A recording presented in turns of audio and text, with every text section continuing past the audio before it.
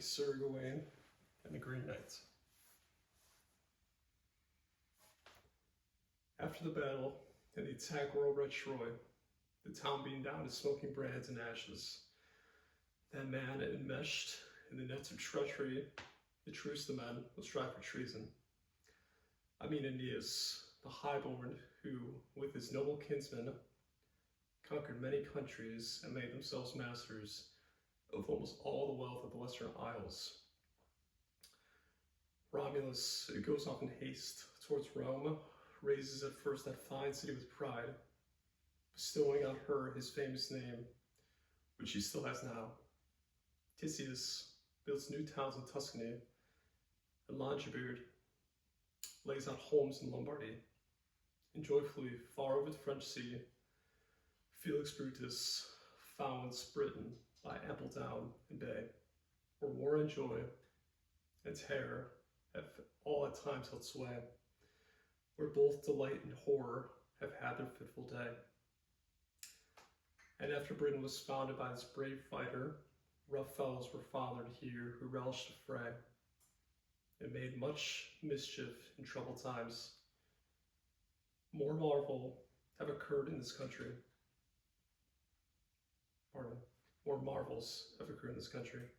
than any others since then, so far as I know. But of all the kings who have commanded this land, men say King Arthur was the greatest in courtesy. Let me tell you then a tale of adventure, a most striking one among the marvels of Arthur, which soon will consider a wonder to hear. If you listen closely to my words a little while, I'll tell it to you now as I heard it told in my town. A bold story, well proven and everywhere well known. The letters all interwoven as custom sets it down. Christmas time. The king is at home. The king is home at Camelot.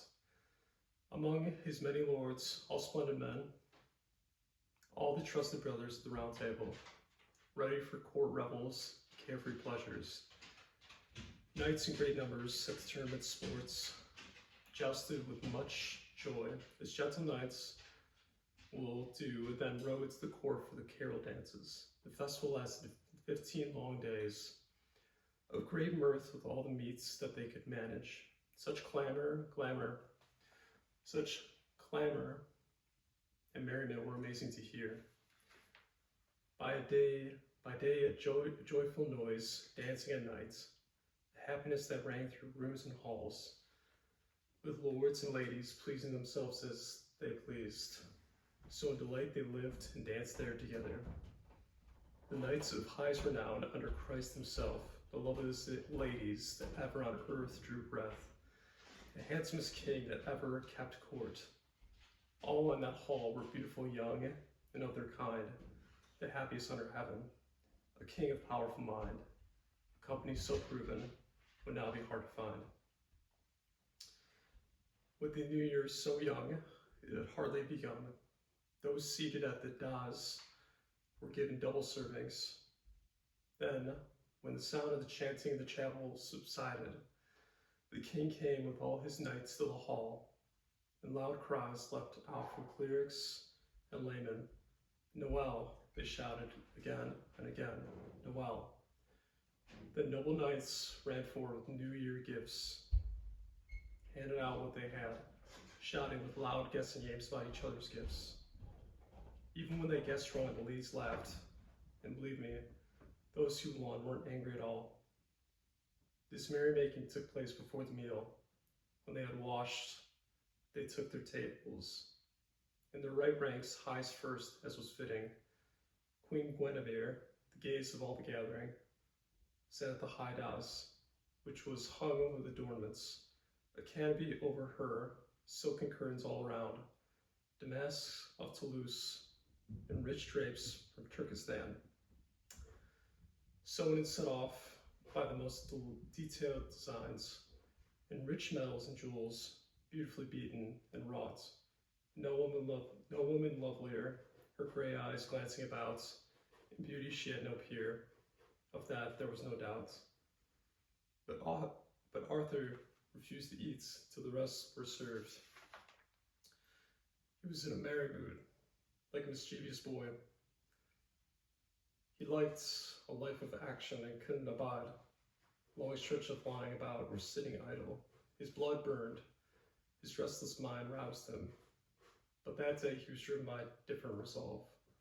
He had nobly decided never to eat at feasts such as these until someone had told him a strange story or a splendid adventure. It was something marvelous and beautiful that he might believe with the clamor of battle, attacks, the clash of arms, or till someone entreated him to spare a night. He joined with him in jousting, jeopardizing their limbs, and even their lives on the field, yielding an advantage as the favors of fortune touched the luckier one. Such was Arthur's new custom with his court. At feasts and festivals, with the fine company in his hall. So now, in his kingly way, he stands fearless and tall, alert on that New Year's Day, and jests among them all. In this regal manner, he remains for quite a while, talking of courtly trifles before the high table, where the knight Gawain is next to Guinevere, with Gawain, Aladur, Main, at the other side, both sons of the king's sister, trusted brother knights, Bishop Baldwin as head of the high table, with Iwin, Urien's son, to keep him company. All these are seated in servant honor, and likewise those on the long side tables.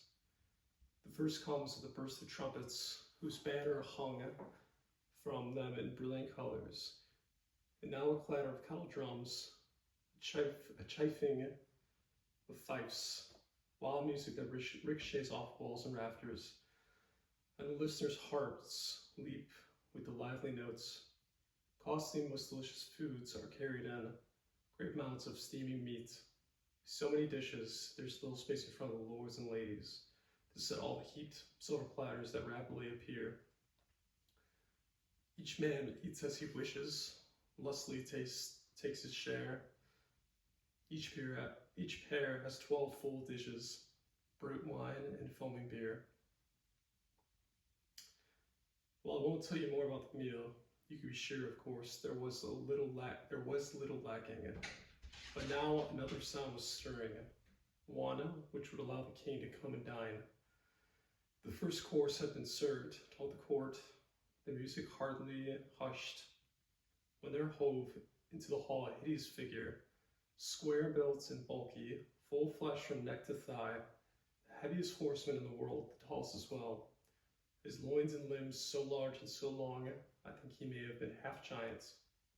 Anyway, I could say he was the mightiest of men, and astride his horse, a handsome knight as well. But if he was broad of back and chest, his build mid-body was elegantly slender, his face fitting his form, his bold lineaments cut clean, but the hue of his every feature stunned them as could be seen. Not only was this creature colossal, he was bright green all over, the man in his garments as well. The surcoat snugged him tight at the waist, and over that a tunic closely trimmed inside with fine fur, the cloth resplendent and furnished with borders of bright ermine. The hood turned back, looped from his coat collar, was also lipped with fur. Neat stockings, tightly drawn up, hung to his calves, all green, and green also the spurs that hung below, and they glinted gold against the striped silk hose of his stockinged feet, fixed in the stirrups, and all his garments this unearthly green, down to the bars of his belt, and the shining stones that richly studded the magnificent array around the saddle and around himself, a silken ground, the details of whose embroidery would be difficult to describe, with its delicate birds and butterflies in bright green and a hem of hammered gold. The cords of the breast harness the beautiful crupper cloth, the burnished bridle stud of baked enamel. Even Even the steel of the stirrups on which he stood, the saddle bows, and the broad saddle skirts, all glinted with the greenish glow of jewels. And the steed he rode of the same bright green strain, a horse of massive limbs, most difficult to restrain, a useful mount with gems, studding his bridle and rein. And he was fresh looking, this fellow decked out green. The hair of his head matched his horse's coat, bright hair, curling and cascading down his back, and bunched on his chest. A bushy beard, which, with the locks that hung from his head, was well trimmed just above the elbow joints, so half his arms were hidden beneath hair, which cleaved to his neck like a king's cape. The horse's mane was like that mantle of hair, groomed and combed and neatly knotted, plaited and filigreed in gold and green, one hank of hair to each strand of gold. The tail and the forelock were alike in detail.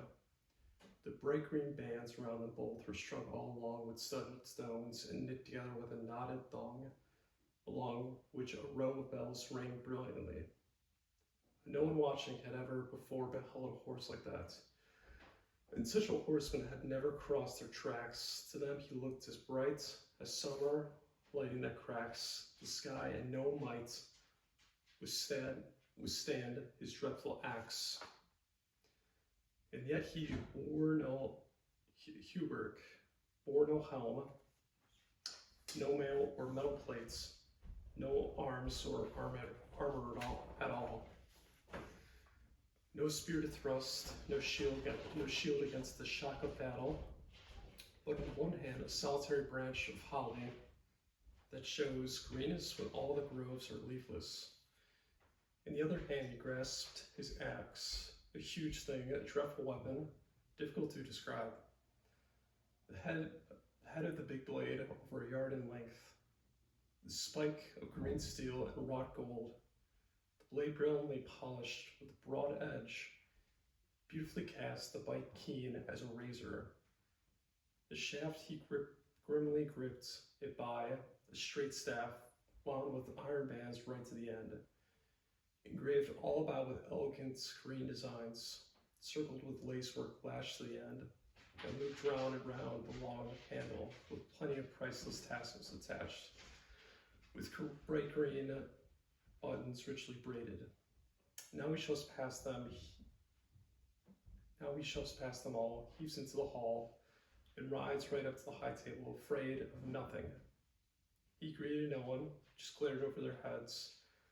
The first words he spoke were these: "Where is," he said, "the leader of this lot? I'd be pleased indeed if he came forward and traded a few words with me." He looked at every knight, strutted and rolled his eye, stopped, fixed them in his sight, to find whose fame stood high.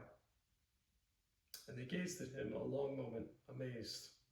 Everyone wondered what it might mean that a man and his mount could be both colored the green of sprouting grass and even greener, like emerald enamel that glowed on a ground of gold. They studied him, waited, stalked up warily, stood wondering what in the world the man might do. They'd seen strange things, but never a sight like this. They thought it must be a sort of magic or a dream. Most of the men were too terrified to reply. Struck dumb by his words, they waited, stock still. A pall of torpor settled over the hall. As if all dozed, their talk dropped and their tongues went dry.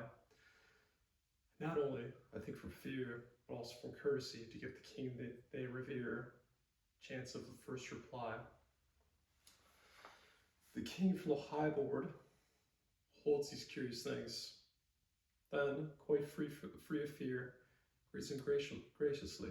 He says, "Well, sir, you're surely welcome here. I'm the master of this hall. My name is Arthur. Do dismount and bide with us a while. Whatever your wish, we'll learn about it later. No, so help me, he that reigns in heaven.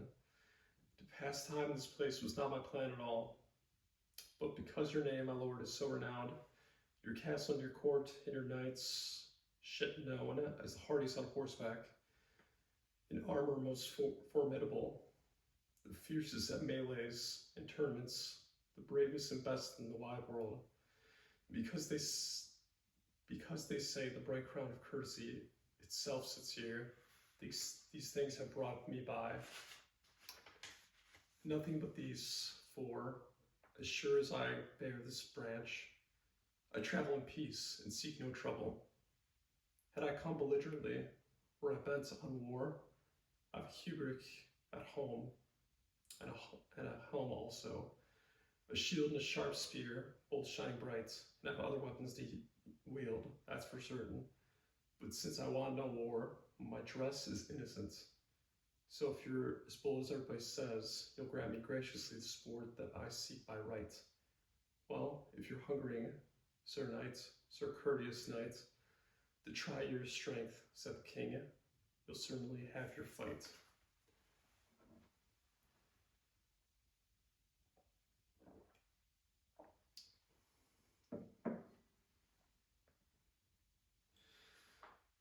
No, I'm not brewing for trouble, I tell you.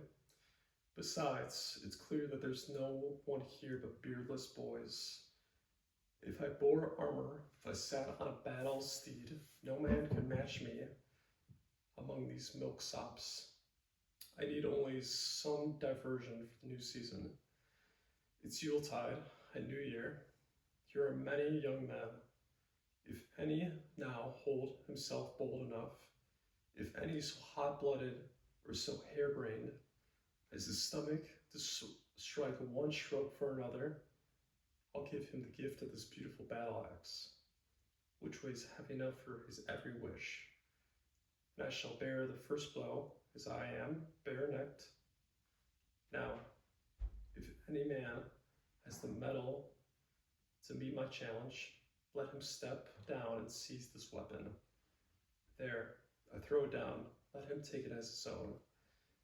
I'll receive the first blow right here, without blenching. If he but allow me to return that blow, however, I may. And yet, I'll give him respite, a whole year plus a day. So, if your liver's not white, quick now, who's ready to say? If they were astounded at first, the crowd in the courts wouldn't even quieter now. Both high and low, the horseman swiveled himself about in the saddle, and rolled his red eyes around most horribly, bunched together, his brows of bristling green, wagged his beard this way and that, and watched. When no word came, he gave a great hacking cough, carked his throat clear, most eloquently, and spoke. And this is supposed to be Arthur's house, he cried, whose fame flies through the remotest regions. Where are your boasts of valor now, your bold victories, your pride, your prizes, your wrath and rousing words? Am I right?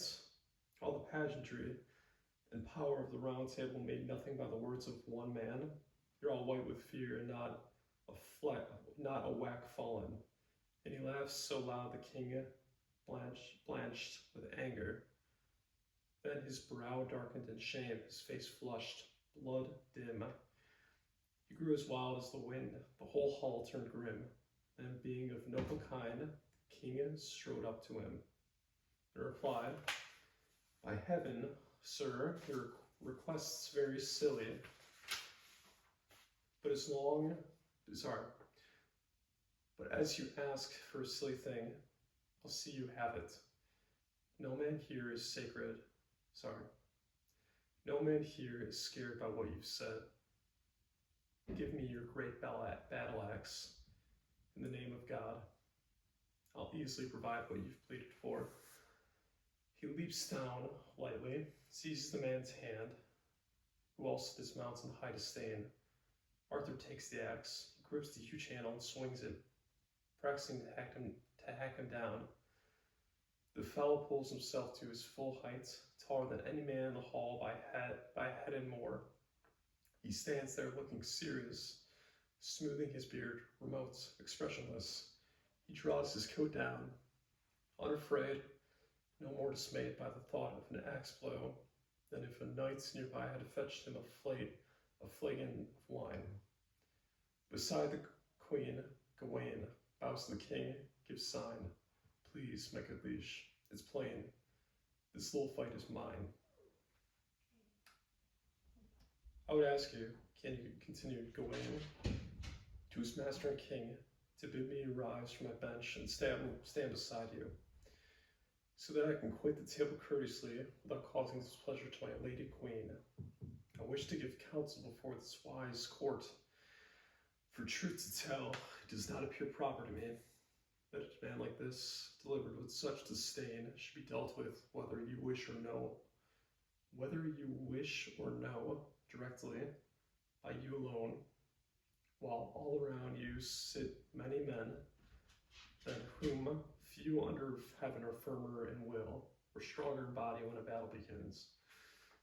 I'm the weakest, and the least in wit. Loss of my life is therefore of little account. I am by birth your nephew, besides that nothing. My one virtue, your blood that runs in my veins. Since this affair is so foolish and unfit for you, and since I asked soonest, please leave it to me. And if I have blundered, let the whole hall without blame decree.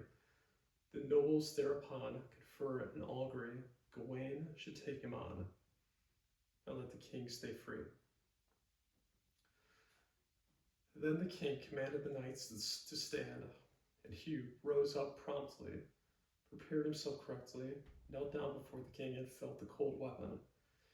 And the king graciously gave it to him, held up his hand, and granted him God's blessing, commended him, praying that his heart and his hand remain resolute.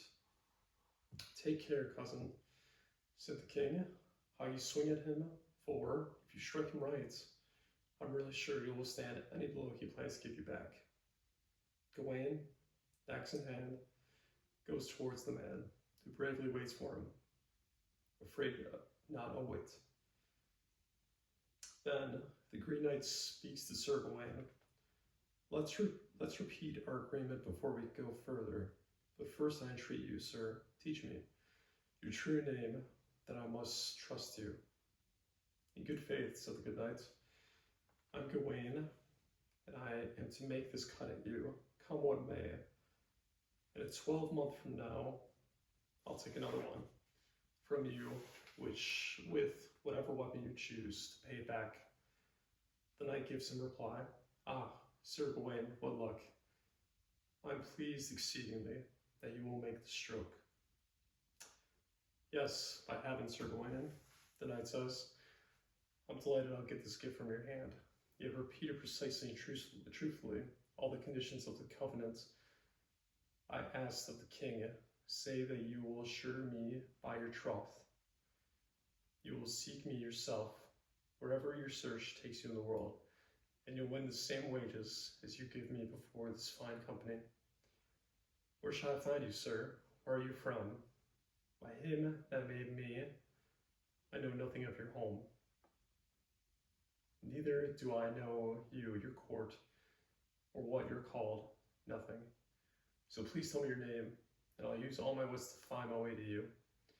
I swear by that, and there's my troth on it. Enough for New Year's Day, no more needs saying, continued the man in green. To the courteous Gawain, you'll not discover that until you've dealt your blow. When you have struck properly, then I'll provide you with all you need know about my castle and name. Only then need you learn where I live to keep the contract. And if I keep quiet, the bargain's even better. You can remain here all year in your own country. Enough said.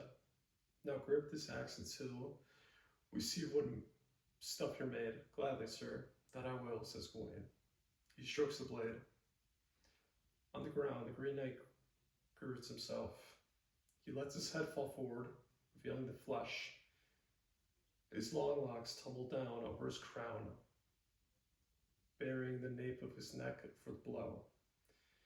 Gawain sets his left foot slightly forward. He grips the axe and lifts it over his head, then brings it down neat and quick on the bare nape, so that the sharp blade shattered the neck bone, bit through the flesh, and sliced the knight in two. The flashing blade bit a deep groove in the ground. The head sprang from the body and hurtled to earth, and some fumbled it with their feet as it rolled around. Blood spurted from the great body and splattered the green, but still he didn't falter at all, but strode forward steadily on firm thighs, reached out fiercely among the ranks of knights, gripped his handsome head, and quickly picked it up. Then hurried to his horse, caught hold of the halter, stepped into the stirrups, and swung up, holding his head by its own hair in his hand. Then sat there in the saddle stubbornly, as if nothing had happened, though now he was wearing no head. He twisted around, amazed at that gross trunk that bled. In pure terror they gazed, and marveled at what he said.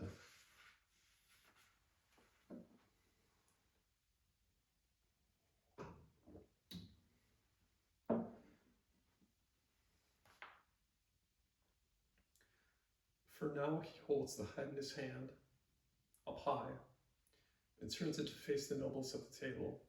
It lifts its eyelids, giving them a long stare, then it slowly opens its mouth, and these words come out. Be prepared to do as you promised, Gawain. Seek me faithfully until you find me, sir. As you have pledged in the presence of these noble knights, you will go to the Green Chapel to receive such a blow as you have dealt. You now deserve it. That blow to be born on New Year's morning. Men know me as the Knight of the Green Chapel. And if you ask, you cannot fail to find me. Come, therefore, or be known as a craven coward. With a quick twist, he tugs at the reins, and still, holding his head, rides through the hall doorway. His horse's hooves kick fire from the flint stone.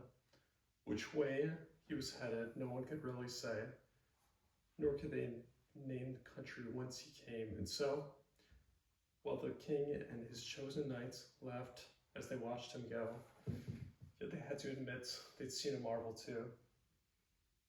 Though Arthur's heart stood still in wonder, he showed no sign of it, but said aloud to his queen, in his most courteous manner, "Dear lady, please don't be dismayed. Such deeds are welcome to the Christmas season, at the Christmas season, like the interludes, the laughing and singing, and the carols rounds with royal lords and ladies. And nevertheless, now I may marvel with my meal. Now I may proceed with my meal, for I've seen a marvel. I mustn't deny it." He caught Gawain's eye, and lightly said to his knight, "Now, sir, hang up your axe. It's hacked enough for today." And they hung it high in a drape over the days. The days. That men might gaze upon it as a marvel, and point to it and tell the tale of its power. Then they went together to the table, the king and his knight, who were now served in splendor, with double helpings of the daintiest things, all kinds of fine fare, and more music. So they passed their time in delight until at last night fell. Now, Gawain, think of your quest, and let no terror quell your courage in the test you have taken on. Think well.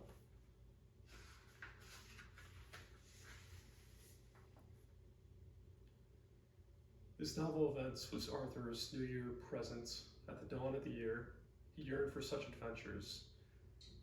Yet they all wanted for words as they went to their tables. For now the business in hand is heavy, burdensome. Gawain was glad to begin the sport in the hall, but if the game grew serious, they think it no surprise, for if men are featherwits when the line's flowing, time races on, remains nothing unchanged. Our endings rarely square with our beginnings. Yuletide once passed, the year followed fast behind, each new season turning in its time. After Christmas, the crabbed fasting time of Lent, when people eat fish for meat and simple fare, then the world's fresh weather fights with winter. Cold shrinks into the ground, clouds rise. Warm rain shells down in flashing showers over the flatlands. Flowers poke up. Over the flatlands, flowers poke up. Fields and groves put on their freshest green. Birds start building, they call out loudly. For the calmest summer that spreads its balm on valleys and slopes. Rich hawthorn blossoms swell and burst in rows in the corpse. New bird sounds run pell-mell through the glorious full tree tops. And then summer, when balmy winds out of the west breathe on bush and seed, and plants under a wide sky dance in joy. When dew gathers and slips and drops from wet leaves as they bask in the sumptuous beams of the bright sun, then autumn with somber shadows striding towards winter, warning the grain to grow to fullness. On dry days, he drives the rising dust up from the folding fields where it spirals high. In the huge heavens, winds wrestle with the sun. Tawny leaves are ripped from the linden tree. And lush grass and fields leans over and graze. Whatever rose up earlier now ripens and rots. The year dwindles. All days seem yesterdays. Winter winds on as it will, as it has done of old. And when the Michaelmas moon burns on the icy wold, Gawain fears he must soon make his quest through the cold. Till All Hallows Day he stays with Arthur, who on that holiday held a feast in his homage. With much revelry and rejoicing at the round table, the lords out of courtesy, with their comely ladies, came in sorrow for love of the young knights, and yet, though sad, they still made jests, not showing their feelings by suppressing their sorrow. After the meal, in gloomy mood, Gawain came to the king, concerning his journey, and said straight out, "It is time, my lord, to take my leave of you. You know what it's about, and I'll not bother you with all my difficulties and small details. I'm duty bound to depart tomorrow, without delay. Let's get my blow for the man in green, as God decrees." Then the best of the men gathered together, Gawain and Eric, and many more besides, Sir Donvale, the savage, Duke Clarence, Lancelot, Lionel, that good man, Lucan, Sir Bors, Sir Bedivere, big men both, Adore de la Porte, and also many more of great renown. They gathered around the king, now heavy with care. They counseled the knights, and many suffered their sorrow secretly, regretting that good Gawain should make the quest and bear such horrible blow, and not hit back, but wait. Gawain put on good cheer. "Why should I hesitate?" he said. "Kind or severe, we must engage our fate." He stays on all that day. Next dawn he dresses, calls early for his arms. They are duly carried in. First a red silk carpet spread on the floor, and the lustrous gilt armor laid on it, glistening. Dressed in a doublet of worked silk from Turkestan, the king's cape, cleverly made, closed at the neck. Its inside hems fringed with shining fur. He strolls among the armor and strokes the steel. They fix steel sabatons onto his feet, lap his legs in gleaming metal greaves, their brilliant knee joints newly burnished, and fasten them with nodding filigree to his knees. Fine thigh pieces, lashed with leather thongs, cover his thick thighs and close over them. A coat of link mail, its rings glinting, clasped him round over a tunic of finest cloth. Polished arm pieces with gay-colored elbow guards are fastened to his arms and last gauntlets of steel, and all the finest fitting gear to guard him on his ride. His coat armor trimmed by hand, his gold spurs proudly tied, girt with a silken band. His broadsword swung at his side. Buckled up, the knights glowed in his bright armor. The smallest light sword looped gleamed gold. Clothed in this manner, he goes to hear mass, solemnly celebrated at the great altar. Then he comes to the king and his court companions, takes his leave courteously of the lords and ladies escorting him out. They kissed him, commending him on Christ. By then, Gringolet stood ready, girt with the saddle, that studded with new nails, cut specially, embroidered with gold, gleamed brightly. That bridle was richly barred and wrapped with gold. The furnishings of the breast harness of the fine skirts, crupper and caparison, matched those of the saddle bows, and all was gilded with new gold nails that flickered and flashed like tiny sunflowers. He takes hold of the helm, which is strongly stapled, and thickly padded inside, and quickly kisses it. It sat high on his head, held with a hasp behind and a bright strap clasping the visor, embroidered and set with the best gems on a broad silk hem. The birds on the seams, parrots preening their wings, depicted among the turtle doves and true love knots, so numerous it must have taken away 7 seasons to sew. The circlet round his crown was even more precious though, its device of diamond stone, burned with a dusky glow. Then they show him the shield, its gules shimmering, and its pentangle picked out in pure gold. He grips the girdle of the shield, flicks it quickly round his neck. It fits him neatly. Now, that would delay me. I propose to say why the pentangle bedecks the noble knight. It is a design that Solomon devised, a sign and a token of truth. Quite rightly too, for its figure comprises 5 points, and its lines overlap and link with each other, with no ending anywhere, and men in England call it accordingly the knots without end. Therefore, it suits the knight in his bright armor, ever faithful 5 times, 5 ways in each. Gawain was known as a good knight, like gold, purified of faults, his virtues clearly and openly revealed. The pentangle he was wearing, a circumnant shield, bespoke his gentle bearing, and trust that would not yield. First, he was found without fault in his 5 senses. Again, his 5 fingers never failed him. And all his faith in the world was in the 5 wounds that Christ received on the cross, as the creed tells.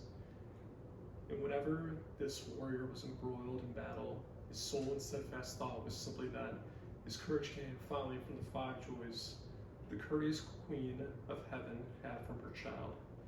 Therefore, painted in comely colors, he carried her gracious image. It glowed inside his shield, and when he gazed thereon, his courage never wavered. On the 5th group of 5, he honored constantly the first 4 were generosity, good fellowship, cleanness, and courtesy, uncurbed and unimpaired. Lastly, compassion. Surpassing all, these found 5 more firmly fixed on the knights than on any other, these 5 compounded by faith, conjoined him, each one woven with the other, each one unending, fastened on 5 points and never faltered, nor strayed from each other, but stayed together, always without end. As I've found, no matter where, a man might begin the design or strive to close it. Therefore the knot on this shield was fashioned royally in red gold and red gules. Such is the pure pentangle which people of old were taught. He is ready now in his gay armor. His lance is brought. He took it, gave them good day. Forevermore, he thought. He jabbed the steed with his spurs and sped away, so fast that sparks flew from the flintstone. At the sight of the knight riding off, they sighed, grieving for Gawain. All the lords and ladies said truthfully to each other, "By heaven, it's a pity that he's gone, with his huge gift for life. To find his equal will be far from easy. It would have been wiser to proceed discreetly, to have endowed the noble knights with a dukedom. He would have been a lord of men, a magnificent leader. A much better destiny than being destroyed, his head struck off by an elfish man out of selfish pride." Whoever heard of a king heeding the counsel of capricious knights and the sense of Christmas games? Much warm water flowed from their eyes when the good man went from their dwelling that day. He bade them well, then took himself without delay, as I heard them from the book, along his tortuous way. Now the knight rides through the realm of Lornge. Sir Gawain, in God's service, finding in no gain. At times, companionless, he takes his rest the night where he finds little food to his liking. No good friend but his horse in those woods and hills, and no one save God to speak to on his way. While he was nearing the wastes of northern Wales, he keeps the right of the Isles of Anglesey, fords the forest shore by the promontory, first wading over at Holyhead, and heaving ashore once more into the forest of Wildrel, the wilderness. Few there were loved by God, or men of goodwill, and therefore he went, asking those whom he met if they knew anything of a knight in green, or by chance of the Green Chapel in the region around. They said no, they'd never seen him, nor even heard of a man in that land, dressed all in green. He turns down dreary ways where dark hillsides lean, his moon changing as the days, but the chapel cannot be seen.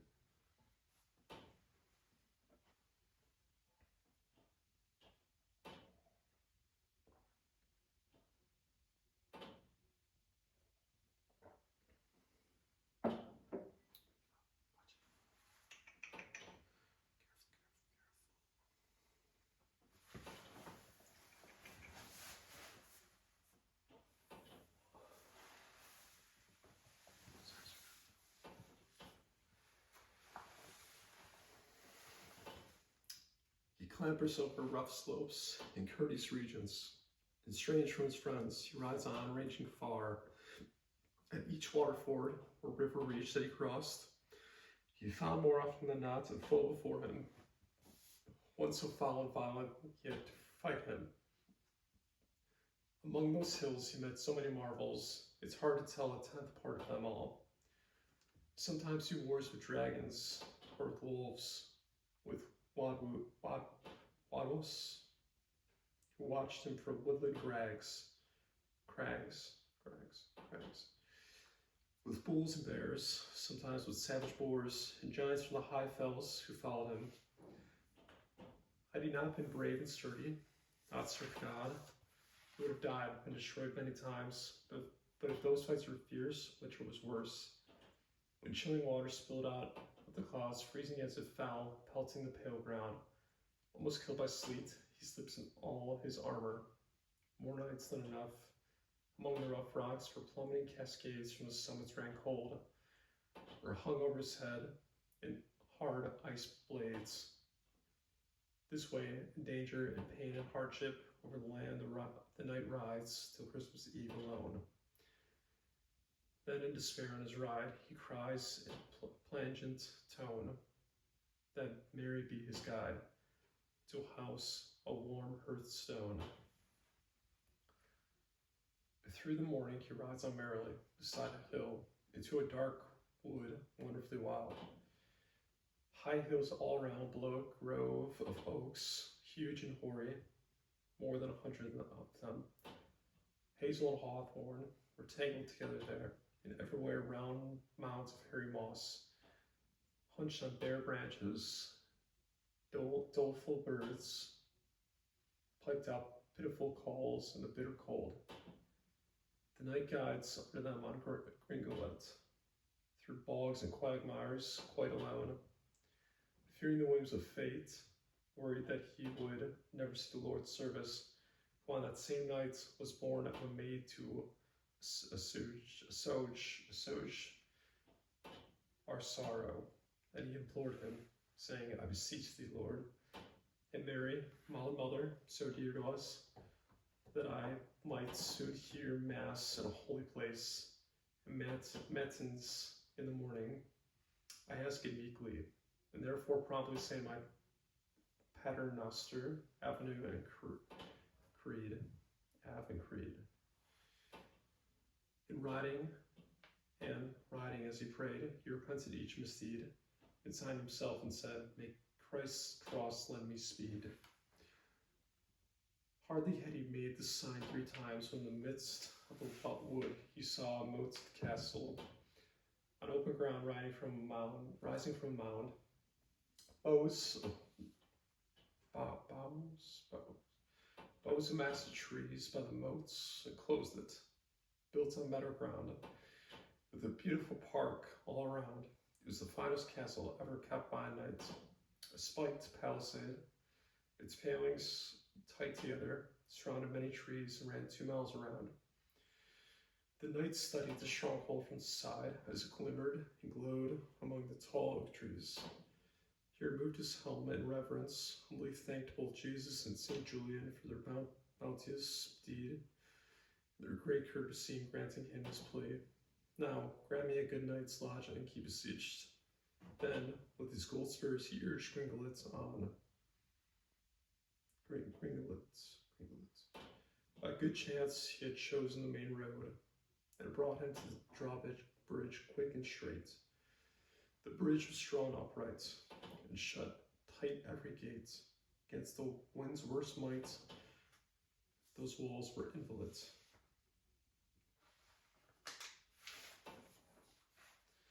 The horseman waited at the bank, hesitated at the brink of the double ditch that ran along the castle. The walls sank far into the dark water and rose to a huge height over it. The fine stones soared up to the cornices.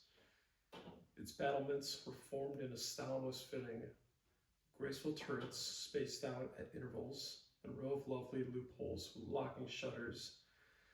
A better barbican the knights had never seen. Further in, he descried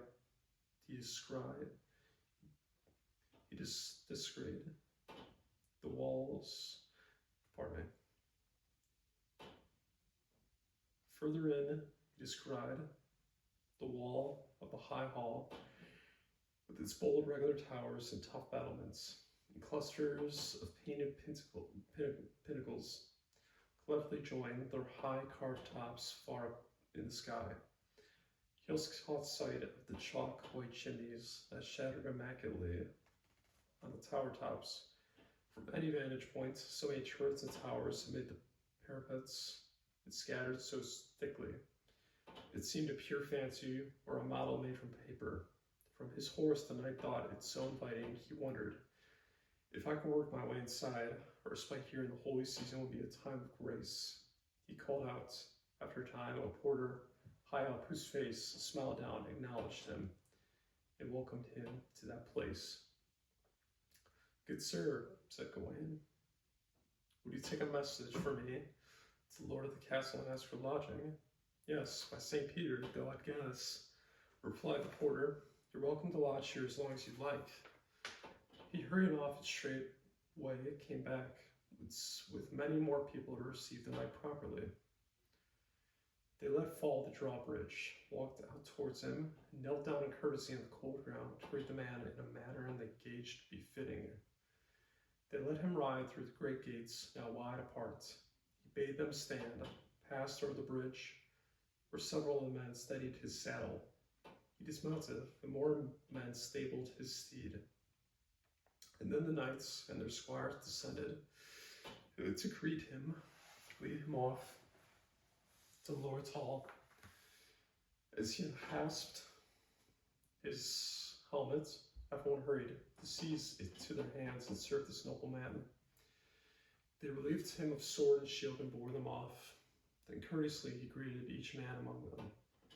They all pressed forward proudly to honor the prince, and brought him to the hall, still in his bright armor, where a fire burned fiercely in the big grate. Then the lord of the castle came forth from his chamber to greet with high honor the man in his hall. He said, "You may stay as long as you like. All here in this hall is yours. Do whatever you have in mind." "My warmest thanks." They embrace, gladly, their arms entwined. "May Christ reward your grace. You are indeed most kind." Gawain gazed at the man that greeted him. And a powerful prince he looked, the castle's lord, a towering fellow trim and in his prime. His wide beard glistened like a beaver's hide, stern-looking on stalwart legs, his short forward, fiery-faced, his eyes fierce, and his speech noble, an excellent thing. Then I thought, for him to be the master of the men of the castle. The lord turned towards a side room, straightway ordered the servant be given to Gawain to tend him. In a trice, at his call, many came and took him to a bright room with regal bedding, curtains of silk cloth with gilded hems, delicate coverlets of lovely smooth sable, with party-colored panels and stitchwork seams, and the curtains ran along cords of red gold rings. Silks of Toulouse and Turkestan spread down the walls, and fine carpets matching them covered the room floor. And there, with merry quips, they quickly removed, to his great relief, his mail and gleaming raiments, and promptly fetched him fine fresh robes to choose from and change into as he wished. No sooner had he chosen one with flowing skirts that suited him, and put it on, and it seemed to everyone by his appearance that spring was clearly beginning, for its glorious colors, as it lightly covered his limbs, caught fire and glowed, and surely, they thought, Christ had never created a creature like this knight. They saw, no matter where he came from, this man might be a prince without any peer, wherever bold men fight. A seat with sumptuous furnishings, its cover cloths and quilted cushions crafted masterfully, was fetched and set before the fire where the coals glowed. A glorious cloak of brilliant silk, opulently appointed, was placed over his shoulders. It was fringed inside of the finest animal fur, ermine. The broad hood, also fur. He sat there, looking most handsome in that seat. Warmth ran through his limbs, and his liveliness returned. Soon they set up a trestle table, laid with a new cloth and napkins, spotless white, a salt cellar and cutlery, all silver. He washed in his good time, and went to his food, serving them with becoming grace, brought bowls of several excellent soups, exquisitely seasoned, steaming and brimming over, then dishes of various fish, some baked in bread, some broiled on the embers, some boiled or stewed with spices in their juice, all served with delicate sauces that he relished, and he politely proclaimed it a feast again and again, whereon they bade him again and again, "Please eat. This fast is for your good. Tomorrow's fare will be meat." Gawain was in jovial mood, flushed with the wine and heat.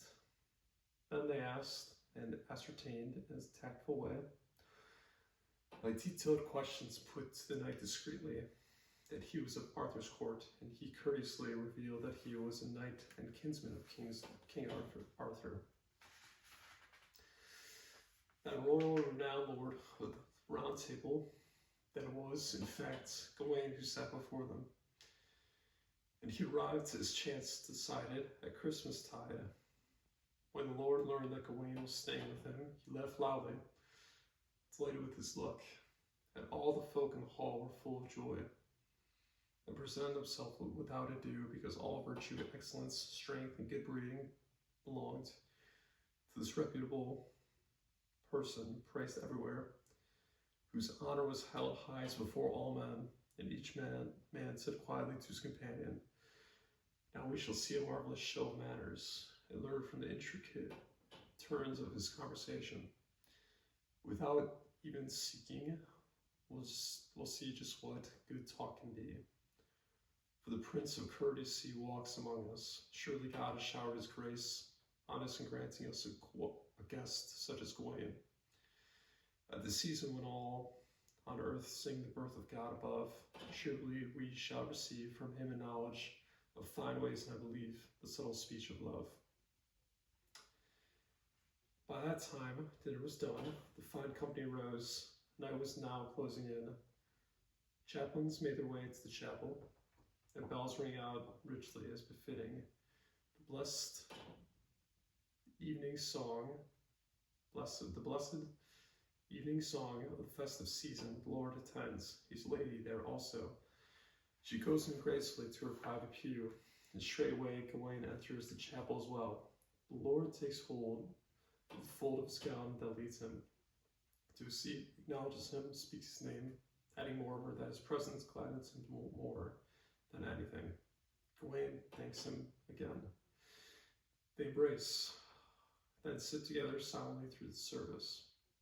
Later, the lady wished to look on the knight. She came from her pew, accompanied by peerless women, but she, in looks and complexion, the loveliest of all.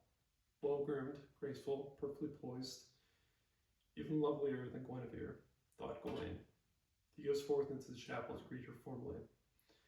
Another lady led her by the left hand, an elderly lady, one clearly much older than her, who was held in high honor by everyone there.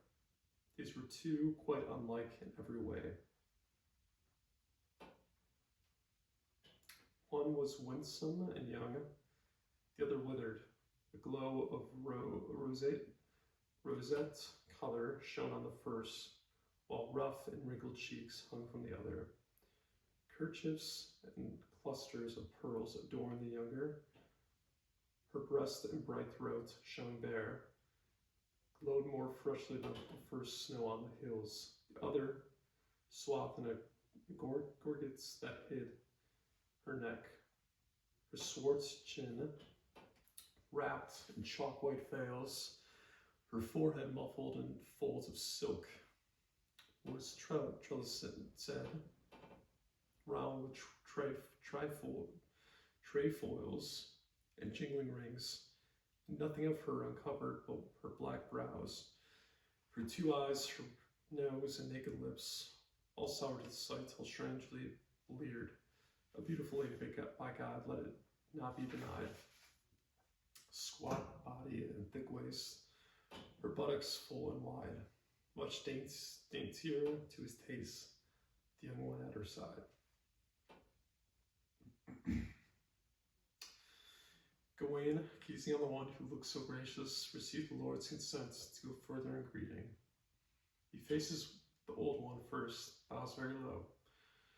The fair one very lightly he embraces in comely fashion, kisses her, speaks to her courteously. They beg his acquaintance. He eagerly requests, in all solicitude, to be their true servant. They take him between them, and talking, lead him to a cider where first of all they call for spices, which men speed to bring them unseemingly. With beakers of warming wine at each return, the jubilant lord leapt about in joy, telling them time and time again to amuse themselves. He snatched his hood off, gaily snared it on a spear, declaring he wins the honor of wearing this, who makes up the most amusing Christmas game.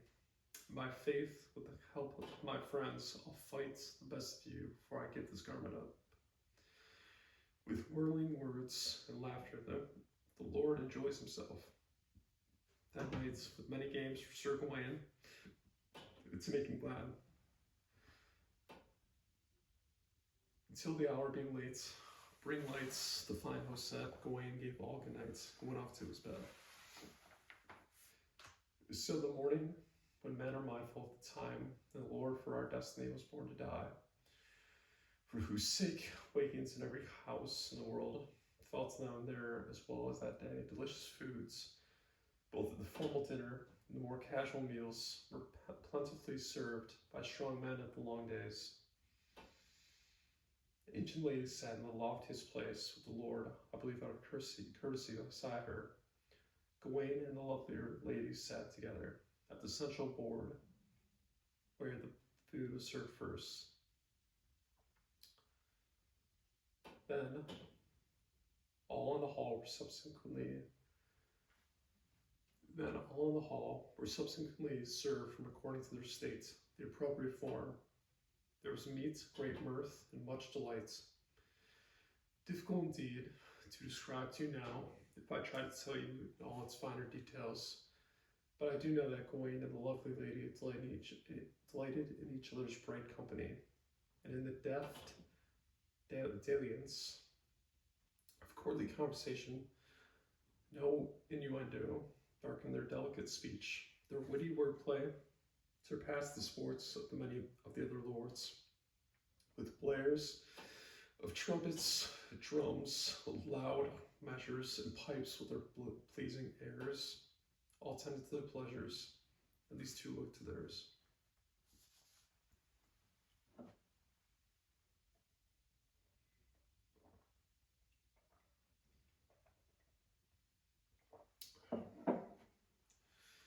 Great mirth and merriment that day and the next. And the third, as pleasure-filled, followed hard. They celebrated St. John's Day with joy and jubilation. This was the final festive day, for in the gray of morning they knew many guests were going. So they whiled away the night in high style, drinking wine and dancing the finest carols. At last, very late, all who were not of that place, all those who were going, slowly took their leave. Gawain said farewell. The Lord leads him aside, brings him to his own bedroom beside the fire. There he detains him, shows his delight, thanks him for the high honor he has escaped on them all. For the high honor he has heaped on them all in staying at his house for that solemn season, and in gracing his court with his gay company. Indeed, as long as I live, I'll be the better for it. That Gawain has been my guest at God's feast. My thanks are to you, says Gawain, for in good faith I claim the honor is mine. May the High King reward you. I am most eager to please you, to perform your every wish, both small and great, as I am bound by my knight's decree. The Lord tries hard to hold Gawain in his company much longer. What he's told by the knight cannot be. Then he put many questions to his guests, courteously asked him what grim business forced him at that time to ride so resolutely from the king's court alone, even before the end of the festive season. Indeed, sir, said Gawain, your question comes home. The difficult and urgent duty spurred me on. I am summoned to seek a particular place, of whose location I have no notion at all, and I must not miss it on New Year's morning, for all the rich land in the realm of Lorx. My lord, please let me put you a question. Tell me truthfully if you've heard any man mention the Green Chapel, the ground the church stands on, or the knight who keeps it clothed in bright green. A meeting with that man at such a landmark, if I'm still alive, was met by solemn agreement, and there's but little time till the new year. If God permits, I would set my gaze on him more willingly by God's Son than I would on anything in the world. So by your leave, I'm bound to proceed. There are barely 3 days more. I must make ready, for I'd rather meet quick death than defeat in my quest. The Lord laughed. In that case, you could stay, but I will show you well for where to go. Let the whereabouts of the Green Chapel worry you no longer. You You can rest at ease, lie in as long as you please until late morning on the first day of the year. Then ride to the meeting place at midday to do what you must do. Stay until New Year's Day, then you can rise and go. We'll set you on your way. It's only a mile or so. At this Gawain, most gratified, laughed gladly. My heartfelt thanks, indeed, you have helped exceedingly. My quest is at an end. I shall spend at your behest, therefore, a long time, and do as you should wish. Then the knight took of him, sat beside him, and bade the ladies enter to please them better. And they passed a delightful time before the fire. The Lord, in his levity, let forth shrieks of glee, like someone losing his wits or unaware of his acts, calling out to the knight in a loud cry. So you have chosen to do what I've asked of you. Will you promise here and now to hold that vow? Most certainly I will, sir, said the noble knight. While I abide in your house, I'm bound by your command. Well, because you've come so far and traveled hard, and kept late nights with me, you're not quite rested. You need nourishment and sleep, that's easily seen. So remain in your room and rest at your leisure. In the morning, till Mass, and go to your meal with my wife as soon as you wish. She will sit with you for company till I come back to court. Understood? Quite early I shall rise for hunting the wood. With this, Gawain complies and bows as polite men should. Furthermore, said the Lord, let's settle on a bargain.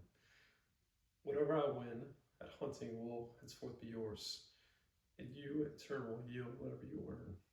There, my fine fellow, surrounded truly. Whether we win or lose, demanded the Lord. By God, replied Gawain. I'm ready for that. I must say I'm glad you wish to play this game. Bring us all drinks, the bargain's driven, said the lord of the castle, and they laughed delightedly. And drank wine, chatted, dallied, and delayed. The lords and ladies as long as it pleased them to. Then with French phrases and lingering light, douse yours. They stayed on even longer, speaking softly and kissed each other, and kindly took their leave. Then their serving men slowly led them away, lighting each to his room with the glow of a bright torch flame. But before bed, their accord again and again they proclaim. He knew very well, that Lord, how to draw out his game.